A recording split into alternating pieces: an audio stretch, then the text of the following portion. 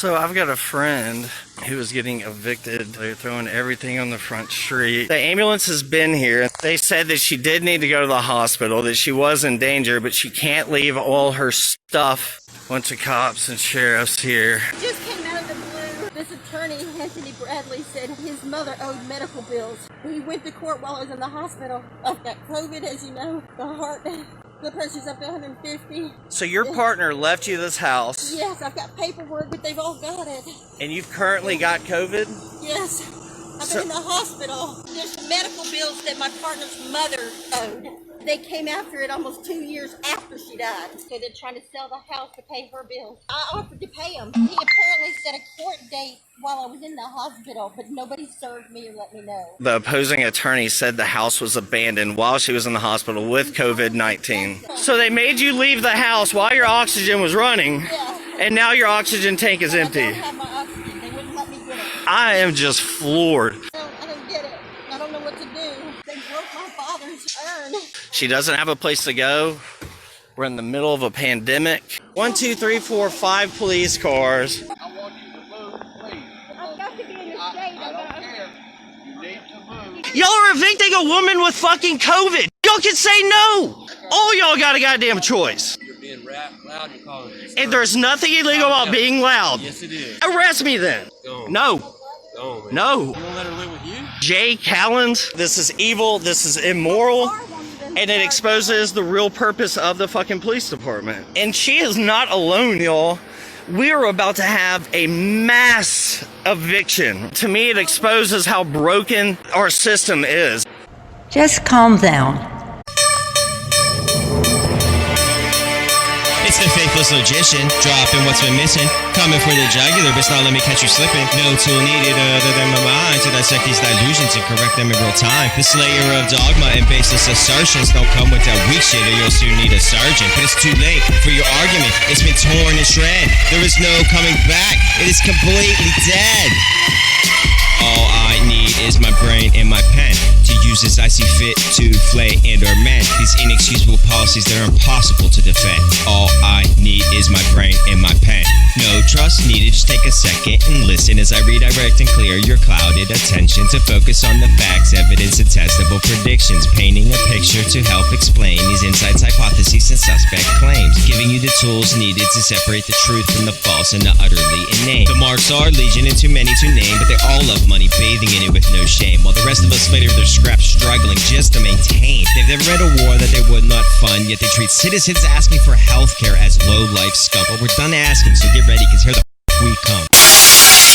Welcome to another day in America, where our leaders are more concerned with profiting off of the crisis than responding to it. As the rest of the world slowly begins to return to normality, here in the United States, the pandemic continues to rage on, with a whopping 1,468 corona-related deaths recorded on a single day. Numbers that are most likely lower than the reality, at least according to the New York Times. And with the federal freeze on evictions melting away, along with the little bit of shavings allotted by our ruling class, things are about to get even worse. For a record 20th straight week in a row, more than 1 million Americans have filed for unemployment benefits. At best, 22% and at worst 59% of all renters are at serious risk of losing their homes. We're the richest country in the world, yet we're struggling to feed and house our own people. Though we do have the time and resources to send no less than 5 cop cars to evict a woman with COVID because her partner's dead mother had unpaid medical bills. Imagine trying to explain this to someone from another country. I'm genuinely speechless.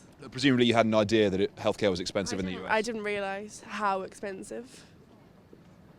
Yeah, I'm just like, what? Like, if you don't have money, you're fudged, yeah. Yep, that pretty much sums it up. But sadly, she will be far from alone. According to a new study, 40 million American families are at serious risk of eviction.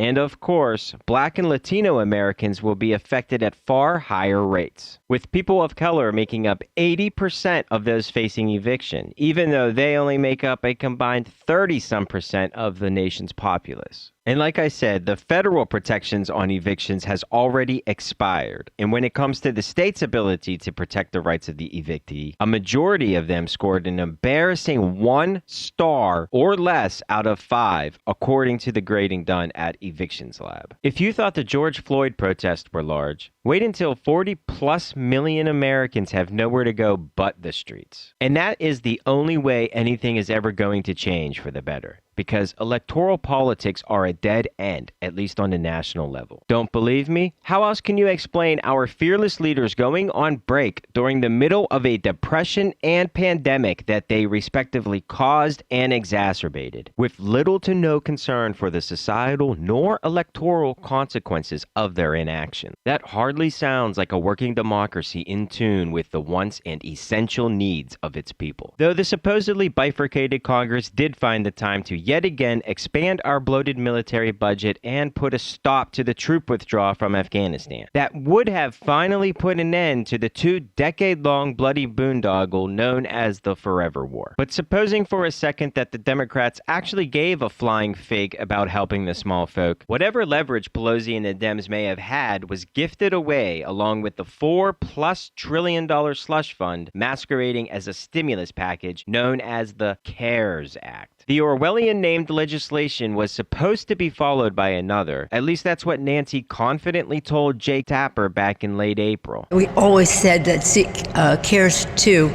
would be the bill where we would go for state and local. Right. And we will in a big way. And now Senator McConnell is saying he wants to push the pause button. Yes. Was this a tactical mistake by you and Senator Schumer? Just calm down. We will have state and local, and we will have it in a very significant way. It's no use going on to what might have been. I'm sorry that we had to have an intervention because we were going from CARES 1 to CARES 2. The intervention came, we made the most of it. And so, as I say to members, judge it for what it does.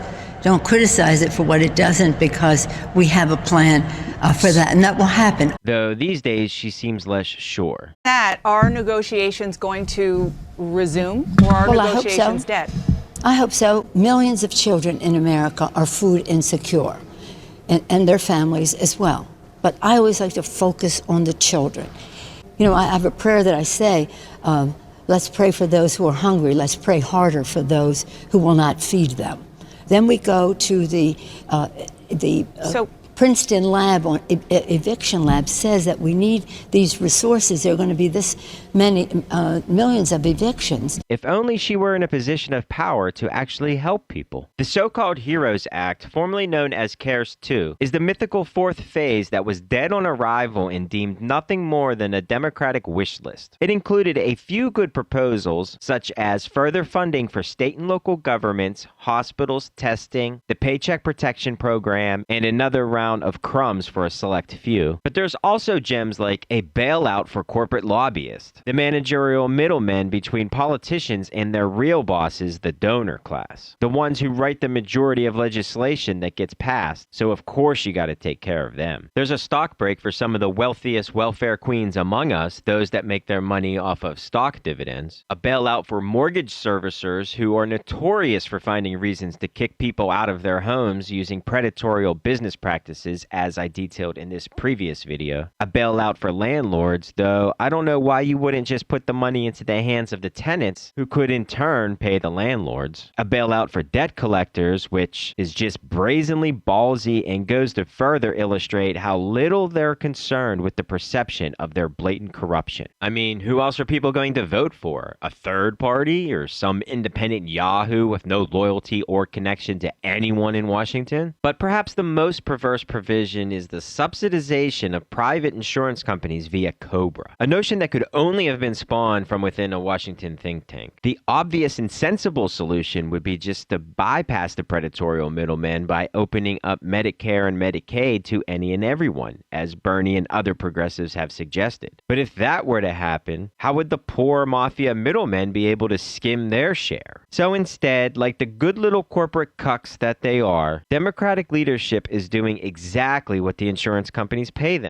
tell them to do. In this case, implementing a strategy that will cost more money yet cover less people. The House Speaker has also floated the idea of opening up the ACA exchanges to those still left uncovered. So essentially, Pelosi and the Democrats' big idea is to sell health insurance to people who just lost their income and have little to no savings. So instead of let them eat cake, it's let them buy health care. But notice what's not in this $3 trillion bill. No Medicare for all, no UBI, no freeze on rent and mortgages, no student loan or debt forgiveness of any kind for the working class. But whatever the case, the deal is dead and our politicians are on vacation. Though they may be back earlier than they would like to deal with this developing post office situation. But there's no need to fear. The economy is going to be just fine, at least for a little while. And even when our artificially inflated stock market does eventually crash, the top 1% has hoarded enough wealth to weather the storm just fine. So there's no need to worry. In fact, it's going to get even better for the richest among us, who will be able to feast as much off of the carcass of the middle class as their tiny little cold black hearts allow. And that's all that really matters in the end, right? Right?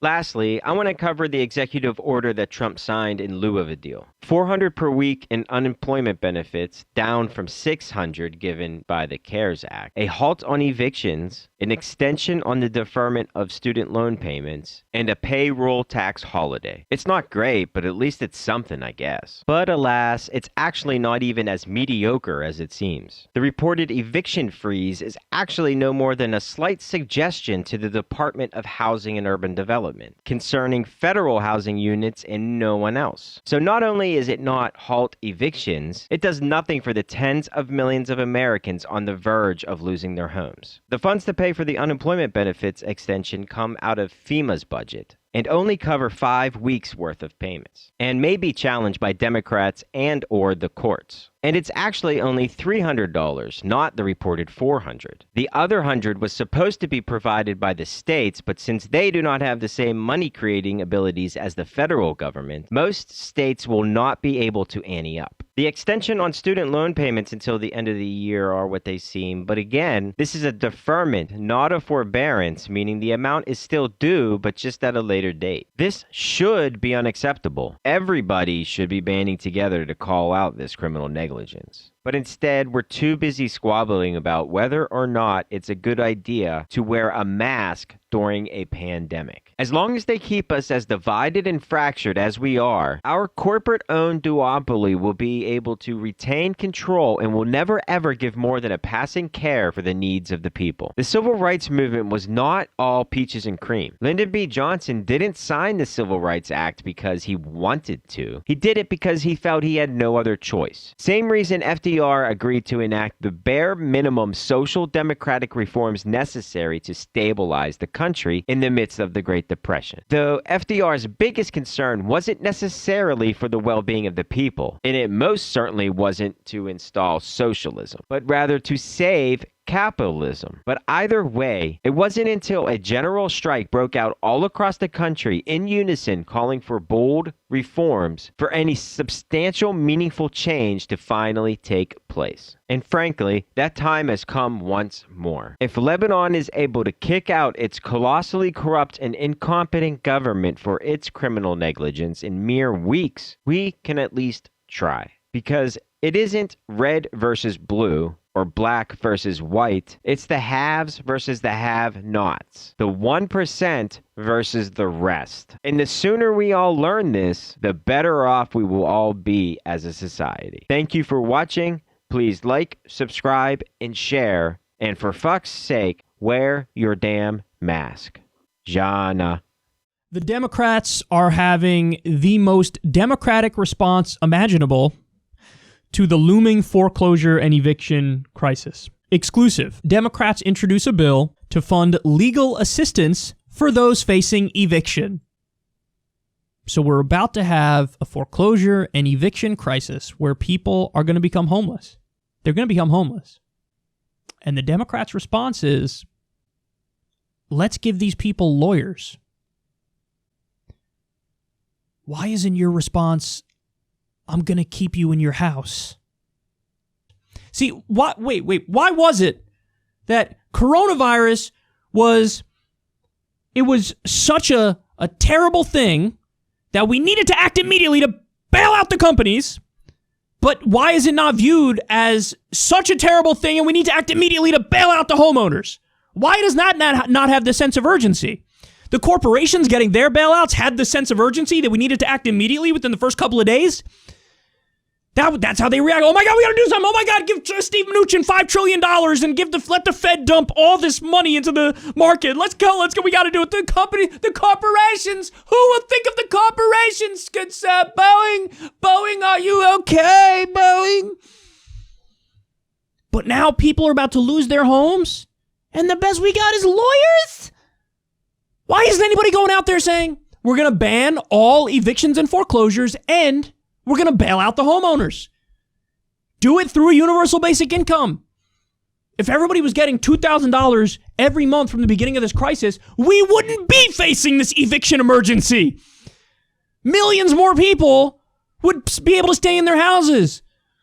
They never do the bailouts from the bottom up. It's from the top down. And why is it the Democrats always buy into the logic of the right and the corporatists? It's because they're also corporatists. They're also corporatists. If you float a bailout of the rich or of corporations, that's called duh in Washington, D.C. Everybody's in favor of that. What are you talking about? Obviously, we needed to do it to save the economy. We had to save the economy. Try floating a bailout of the homeowners. See how far you get there. You know what will happen? All the same people who just voted for corporate socialism will turn around and say, oh, socialism! Maduro, Venezuela! Oh no! Soviet Union, Marxist, Antifa! Other words that you'll interpret negatively. Oh! That's how they'll react. You see how you're being played? We're all being played. They had all the money in the world. The Fed was pumping $1 trillion a day into the stock market to prop it up. But when 32% of the country couldn't make their July housing payment in Washington, nobody's rushing to fix that. The best we got is a bill for lawyers? For lawyers. And these are supposed to be the best Congress people. What do you think's going to happen in this country when 40%, 50% of the country can't make their housing payment? What's going to happen? Is everything going to be okay? Are there going to be no protests and no riots? No civil unrest? We're just getting warmed up. You thought the George Floyd protests were bad and riots were bad? When half the country can't put a goddamn roof over their head, and the best we got is Democrats saying we'll give you a lawyer as you become homeless. Even fucking Bernie Sanders, Alexandria Ocasio-Cortez, all of you. What are you doing? Where are you at? What? Nobody's calling for a bailout of renters and homeowners. Nobody's doing it. Nobody's saying total ban on evictions and foreclosures and bail them out. Nobody's saying that. Even in that situation, in the middle of a pandemic where we're at depression level unemployment, even temporary UBI and Medicare for all is something they do not want. Anybody who is politically engaged, who is of the delusional belief that anybody in American politics cares about them, should rapidly discard that belief. And any Democrat who believes that the Democrats are Barack Obama or Joe Biden or Nancy Pelosi or any of these fools ever wanted to give them health care, ever cared about working people, ever felt their pain. This is a master class in the demonstration of not only the indifference to it, but the active prosecution of policies that are hostile to working people and the sick on behalf of financial institutions and the wealthy. That's who they work for. People should be in the streets. They should be full Yellow Jacket. They should be full Hong Kong. They should be shutting down the cities. What do you think of the people who are profiting off the sale of these medicines? You bastards. I